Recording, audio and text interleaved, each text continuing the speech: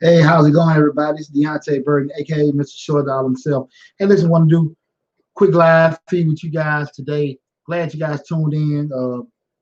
Today, I wanted to have a discussion because me being a parent, and I know a lot of parents go through similar issues with our kids building credit, and we see so much information out there in regards to how to build our credit, how to establish our credit, but there's not really a lot of information in regards to helping your child get credit. Okay, and what I try to be very proactive as possible because a lot of parents go through the same dynamic, right?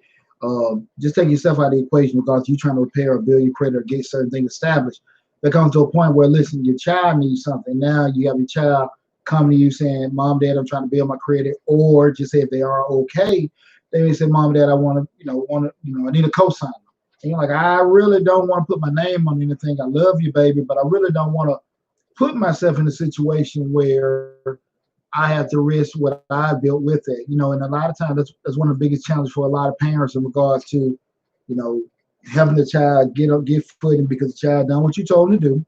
They went to school, got good grades, went to college, graduated, got a good job, and now they're kind of like that little funky spot. Now they need to um, a certain credit score, a certain actual additional income to purchase it. Your child is in the path to where they're doing work and everything, and they're ready to get everything started. But as far as the eyes of a creditor, they're not necessarily open, welcome with open arms in regards to, hey, we'll give you an opportunity to get this particular item and everything, like being a house, being a car, being an apartment. And they may say we need some kind of additional income on, establish a roll down for it, and they say, hey, we may need a co-signer. And as a parent, you don't mind doing certain things, but at the end of the day, you just like, I really don't want to get into that. Trying to open up a couple of notes before I get started with everything in regards to the discussion for today. In regards to today, we're talking about helping your child get credit. And like I said, this is the thing I think a lot of parents struggle with. Again, because we have so much information out there in regards to, you know, the actual parent trying to get, credit or paying on credit. Not a lot of information is given in regards to the child trying to do it. So I just want to have that discussion with everybody in regards to that. Again, Deonte Burden, aka Mr. Short Dollar himself. Make sure you follow us on YouTube and Mr. Short Dollar, where we talk about personal finance, business, entrepreneurship, and real estate investing.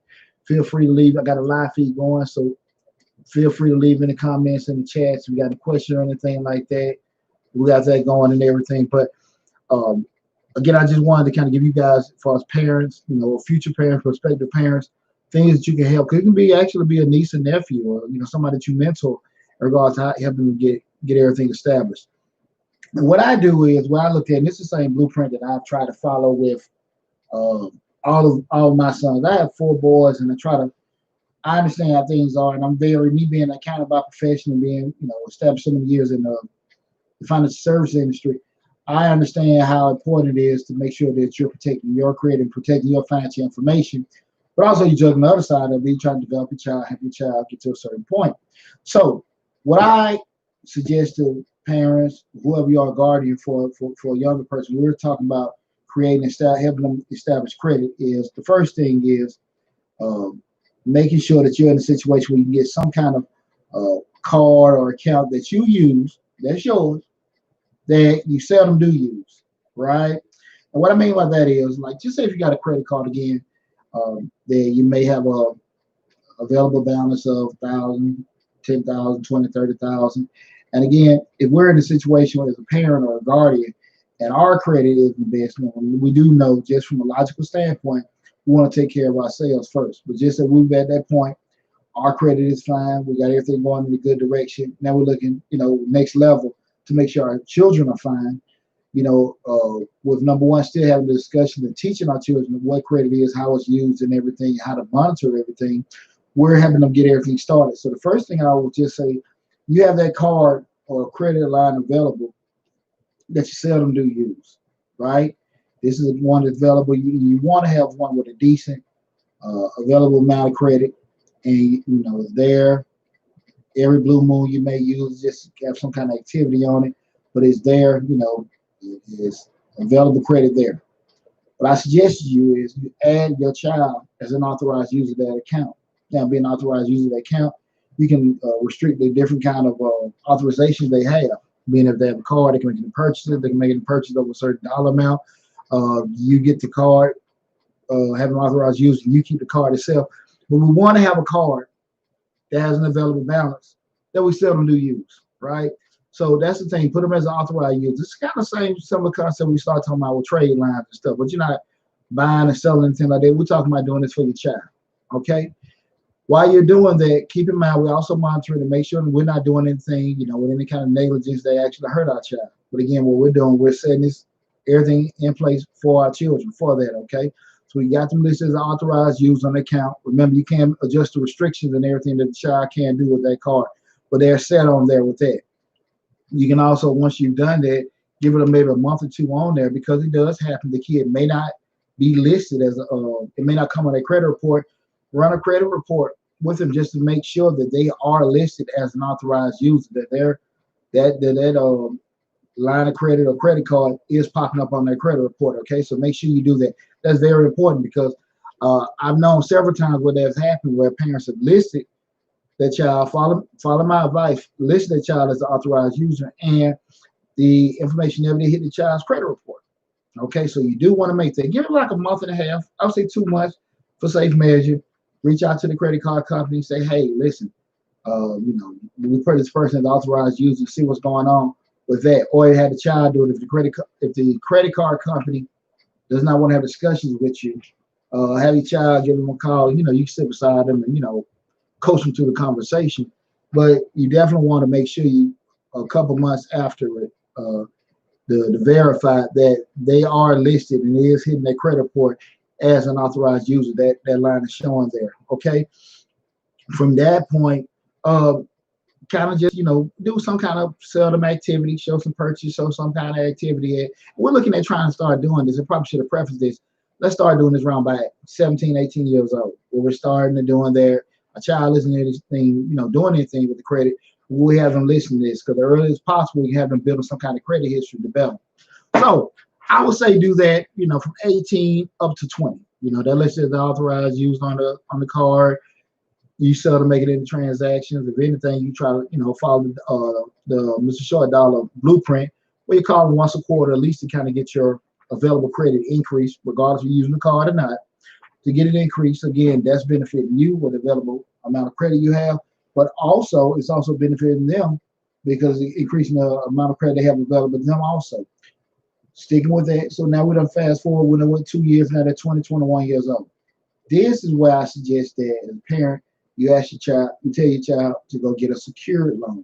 What we mean by a secured loan is they take a certain dollar amount, depending on whatever the bank requires, whoever the institution you go to requires. Some 100, some 5, some $500, some $1,000. Take that amount and get a secured loan. What happens with a secured loan? They'll take that dollar amount, apply it. It's somewhat collateral towards the loan. It's like a collateralized loan, rather.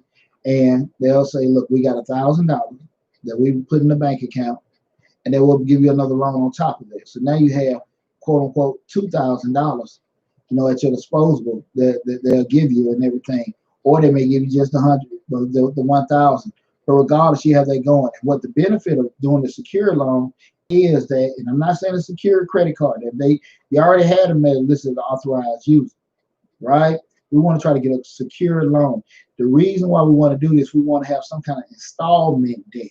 When we look at credit card debt, that's revolving debt, and that's debt that's based off the actual APR of the credit card, and it's fluctuating and everything.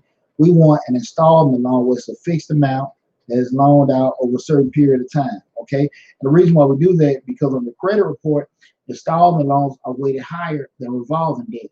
Okay, so we're talking about you have a loan that's given to you now for a fixed amount at a fixed term over a fixed period. Okay, fixed amount over a fixed amount over a fixed rate over a fixed period or term. Okay, so that way now we have this installment debt, which is going to give more weight to the credit score. Now we're benefiting on that.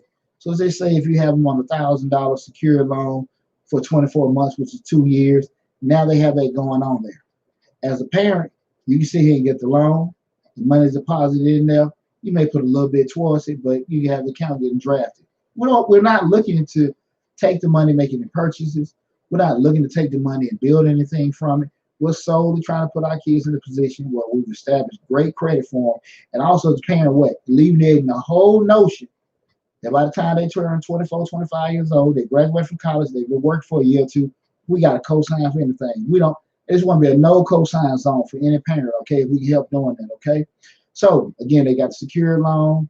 You've got the money deposited into the account from that secured loan.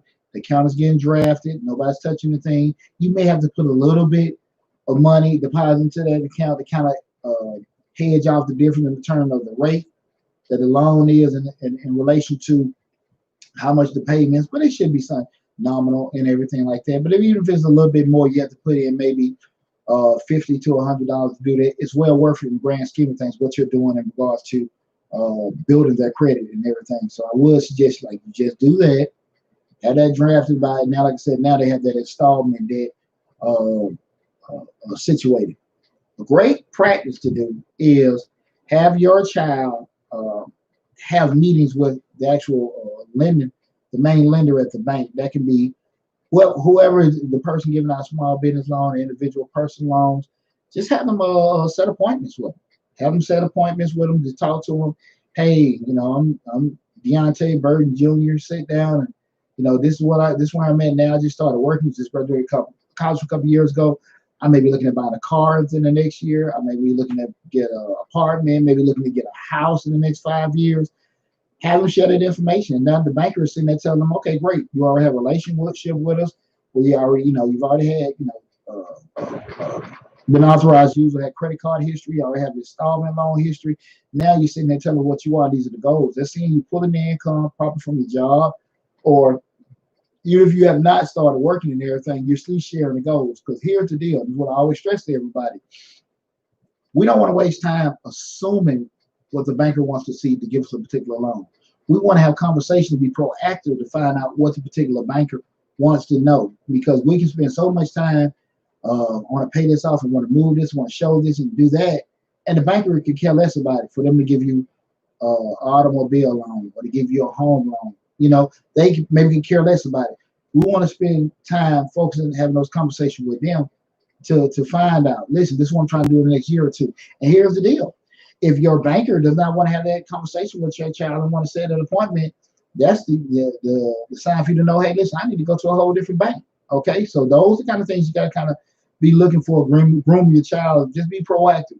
Set those monthly or quarterly meetings over that bank to let them know, hey, this is where you are. This is where you plan to be.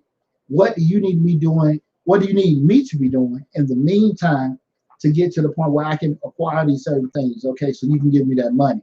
Very, very, very, very important for you to do that as a parent and everything. And again, we go back and say this, all this is to do what? Alleviate your child having to come back to you, ask you to get a certain loan for them.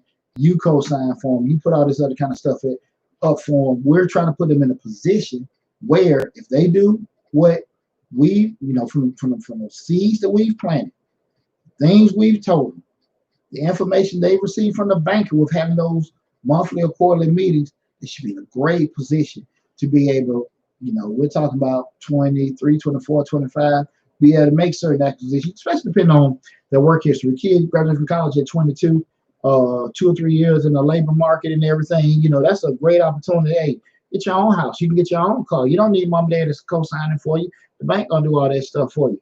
Even if they're a little bit older, they reach 25, 26, they have some kind of action or at least move into their course. That's why the meetings with the banker are so important. So you're spending time focusing on what they need. Because they already see you got some kind of history in regards to trying to build something. That's great. So let's take advantage of that. Okay. I hope this information helped you in regards to helping your child get credit and everything.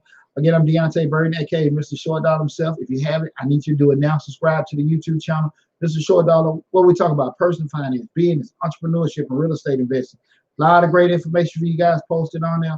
And I love teaching and helping you guys. I just got off a call where a meeting I just did a similar meeting in regards to giving kids information in regards to careers in the accounting and financial services industry and everything. So I love teaching. I love sharing information. I hope this information helped you, especially because I'm a parent also. You know, I understand the challenges it is just being a parent and us trying to make sure we stay on top of everything and protecting our credit. Now we in turn want to do the same thing for our kids. At least put them in a situation where they're okay from a knowledge standpoint and got some kind of groundwork foundation. Hey, again, subscribe to the YouTube channel, Mr. Short Dollar. Hope it helped you guys. Look forward to giving you some more great information. Take care. Talk to you soon.